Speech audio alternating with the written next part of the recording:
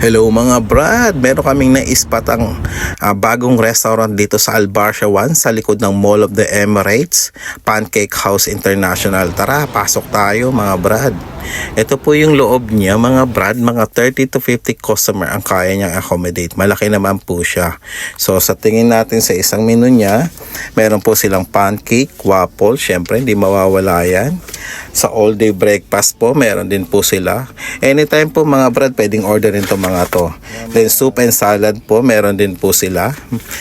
Sa starter po, meron silang best taco, dalawa po, 19 dirham, which is yung in-order po namin. Merong all-time favorites din po, bangus, beef tapa po, chicken crispy flakes po, meron din po silang salmon, patty na burger, spaghetti, meron po rin po niyan.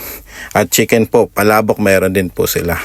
So, ito po yung order namin muna for starter. 19 dirham po yan. Sarap na sarap ako mga brad. Dalawang tacos po yan. Healthy naman po yung mga ingredients yan mga brad. Kasi we're on diet naman.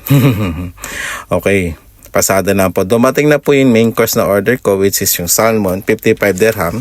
It's either a rice or a mashed potato. At meron din siya Caesar salad at side dish na gulay.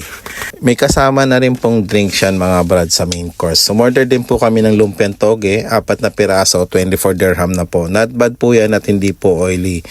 At umorder din kami ng golden brown waffle. May butter na po sa taas. May syrup po yan sa gilid pero kagandahan hindi siya sobrang tamis.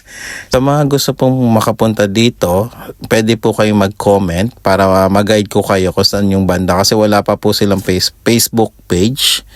Yun po. Ayan, obvious naman mga brad na ubos namin at walang natira. Please do like, share na lang po para malaman din ng mga iba nating kabayan na may pancake house na sa Dubai at Al Barsha 1 po at the back of Mall of the Emirates. Thank you.